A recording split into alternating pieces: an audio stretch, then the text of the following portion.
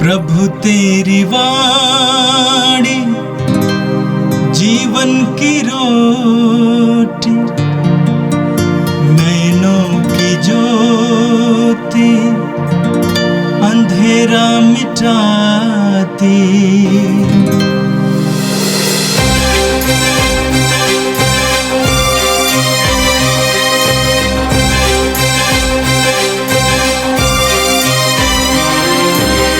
प्रभु तेरी वाणी जीवन की रोटी, नैनों की ज्योति अंधेरा मिटाती।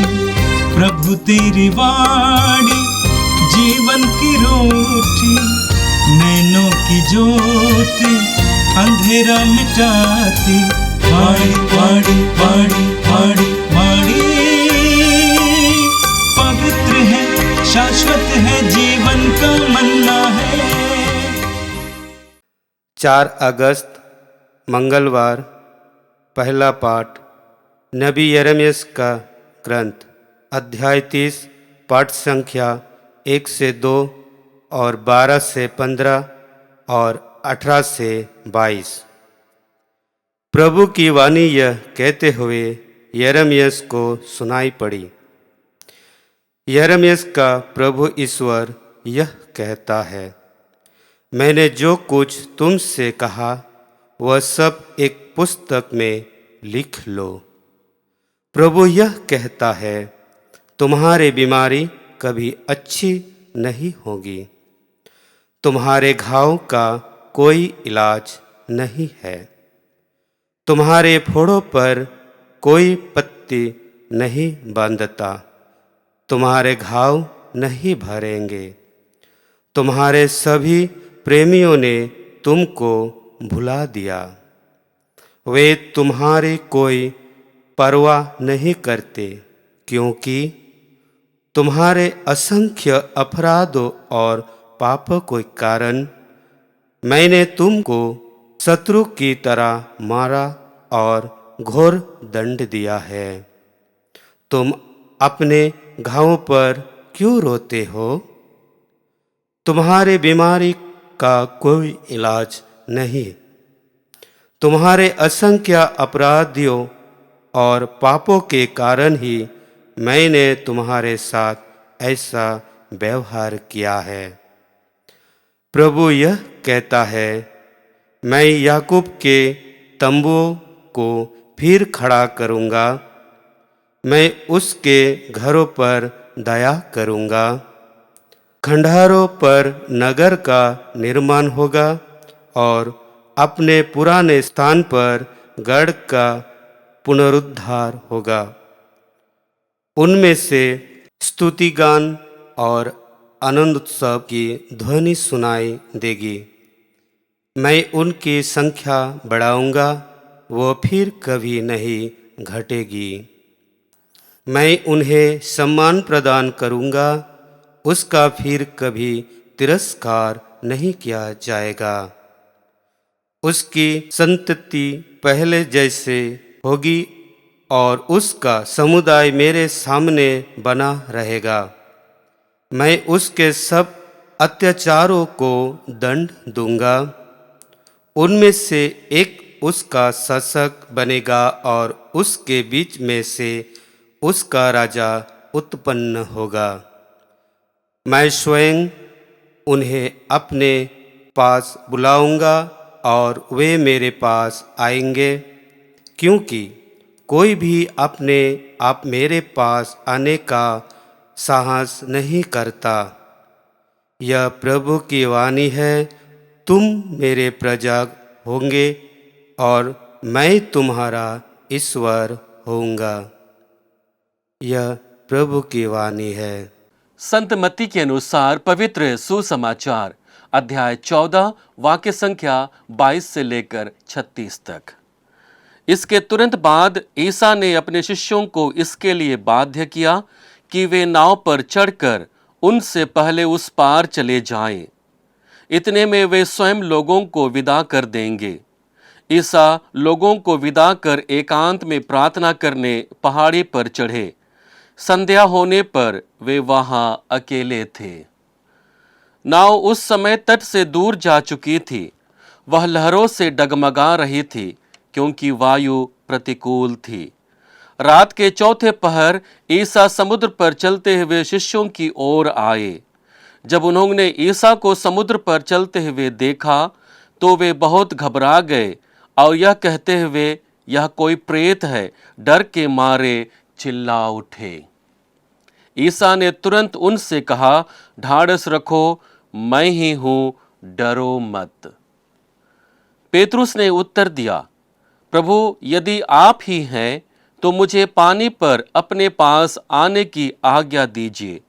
ईसा ने कहा, आ जाओ।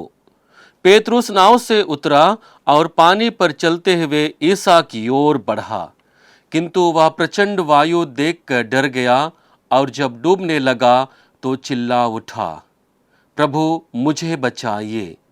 ईसा ने तुरंत हाथ बढ़ाकर उसे थाम लिया और कहा, अल्पविश्वासी, तुम्हें संदेह क्यों हुआ? वे नाव पर चढ़े और वायु थम गई। जो नाव में थे उन्होंने यह कहते हुए ईसा को दंडवत किया, आप सचमुच ईश्वर के पुत्र हैं। वे पार उतरकर गनेसरेत पहुंचे। वहां के लोगों ने ईसा को पहचान लिया और आसपास के सब गांवों में इसकी खबर फैला दी। वे सब रोगियों को ईसा के पास ले आकर उनसे अनुनय विनय करते थे कि वे उन्हें अपने कपड़े का पल्ला भर छूने दें। जितनों ने उनका स्पर्श किया वे सब के सब अच्छे हो गए। यह प्रभु का पवित्र सुसमाचार है। ख्रिस्त प्रभु की जय। यीशु में मेरे प्रिय भाई और बहनों, आज का पहला पाठ नबी यिर्मयाह के ग्रंथ से लिया गया है। नबी यिर्मयाह के ग्रंथ के इस भाग को सांत्वना की पुस्तक कहा जाता है। इस्राएली पाप, निर्वासन और निराशा में जी रहे थे। उन्होंने ईश्वर का त्याग किया और उसी का परिणाम वे सब अपने जीवन में भुगत रहे थे। आज का पहला पाठ हमें स्पष्ट कर देता है कि ईश्वर का अंतिम शब्द दंड नहीं वरन दया, क्षमा और पुनर्निर्माण है। ईश्वर लोगों को दंडित करते हैं लेकिन उनको कभी भी त्यागते नहीं हैं। ईश्वर का उद्देश्य नष्ट करना नहीं बल्कि लोगों को नया जीवन देना है। और इन्हीं पर केंद्रित होकर के आज के पहले पाठ पर हम दो महत्वपूर्ण बिंदुओं पर मनन चिंतन करेंगे। पहली बात है, पाप हमें घायल करता है। आज के पहले पाठ में प्रभु कहते हैं, तुम्हारी बीमारी कभी अच्छी नहीं होगी, तुम्हारे घावों का कोई इलाज नहीं है, तुम्हारा कोई पक्षधर नहीं है, तुम्हारे घाव नहीं भरेंगे, तुम्हारे सभी प्रेमियों ने तुमको भुला दिया, वे तुम्हारी कोई परवाह नहीं करते क्योंकि तुम्हारे असंख्य अपराधों और पापों के कारण मैंने तुमको शत्रुओं की तरह मारा और घोर दंड दिया है। यहां ईश्वर स्पष्ट कर देता है कि इस्राएली लोगों की सबसे बड़ी समस्या कोई बाहरी स्थिति या परिस्थिति नहीं है।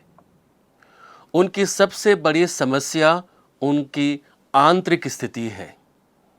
उनकी आध्यात्मिकता कमजोर है और उसी कमजोरी के कारण वे ईश्वर का त्याग करते हैं और पाप के भागी बनते हैं। उनके घाव शत्रुओं के नहीं हैं बल्कि उनके स्वयं के पाप हैं जो उनको इस प्रकार का चोट देता है जो कभी भी ठीक नहीं हो सकता है। और इसलिए ईश्वर उन्हें सचेत करते हैं कि तुम्हारे घाव जो हैं वो कभी भी ठीक नहीं होंगे। उनको बाहरी आवरण पर ही नहीं बल्कि आंतरिक परिवर्तन की ओर प्रभु लेकर के जाने की कोशिश करता है।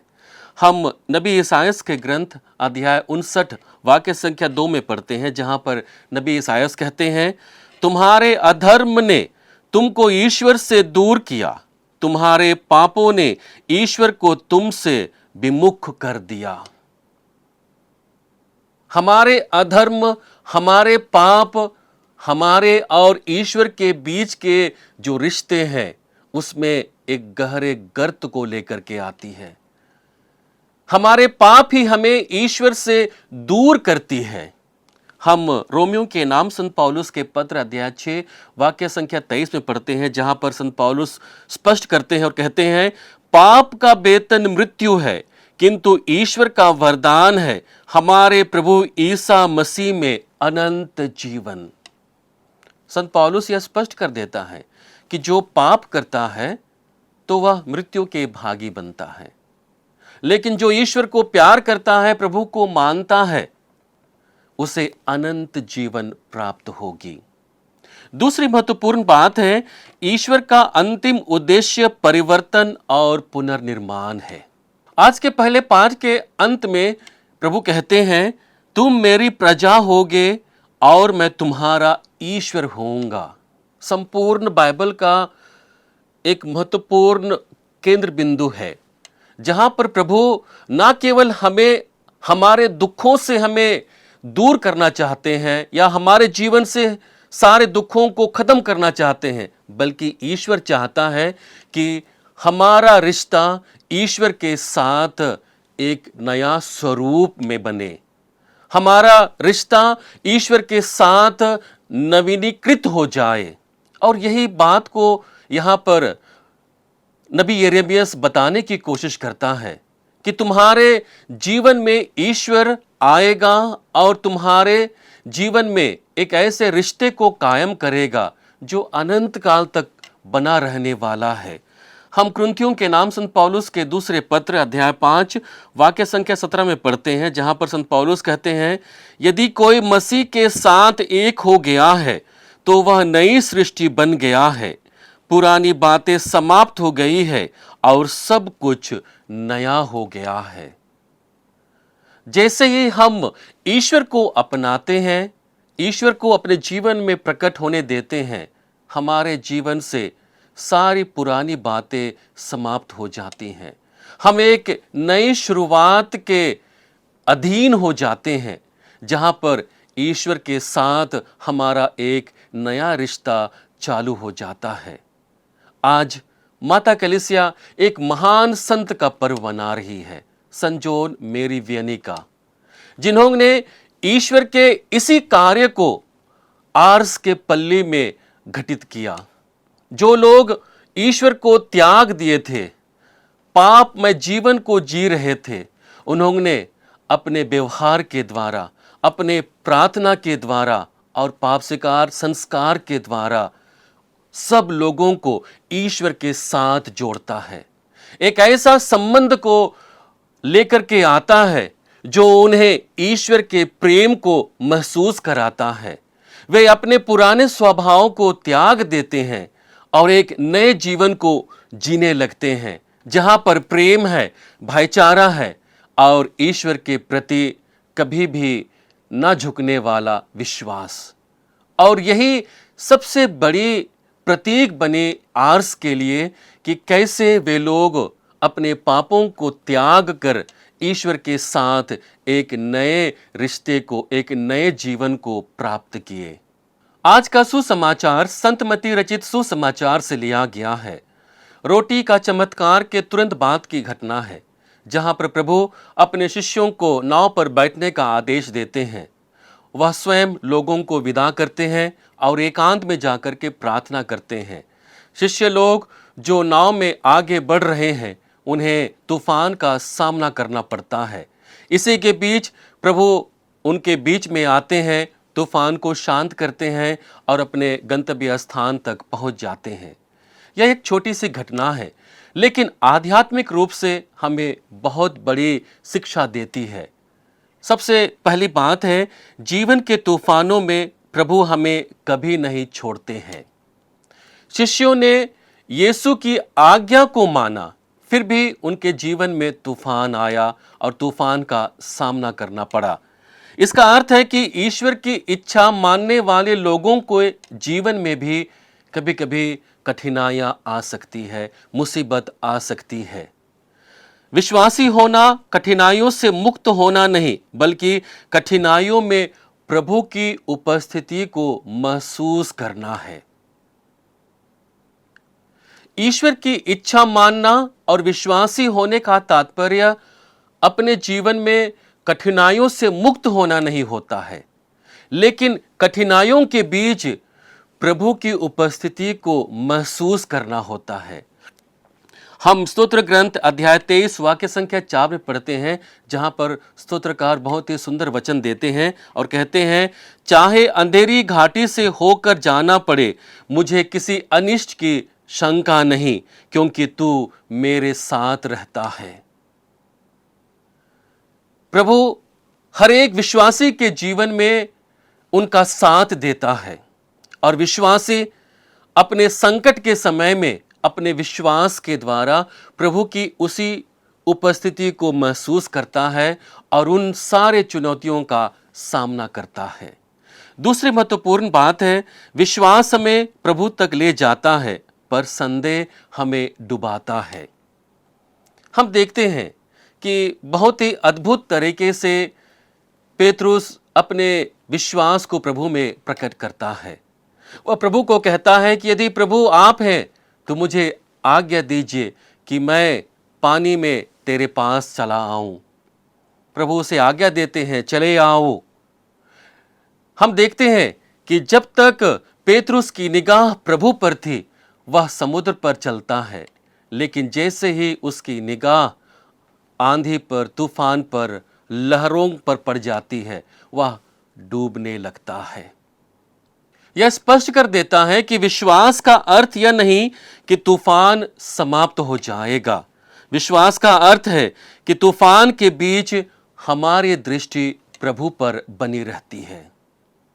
और यही सबसे महत्वपूर्ण सीख हमें मिलती है कि यदि हमारे जीवन में प्रभु है और हम अपने विश्वास को प्रभु में प्रकट किए हैं, तो हमारे जीवन से तूफान समाप्त नहीं हो जाएगा, लेकिन उस तूफान के बीच हम प्रभु की ओर निगाहें दौड़ा करके, प्रभु पर निगाहें टिका करके हम उस तूफान का सामना कर सकते हैं।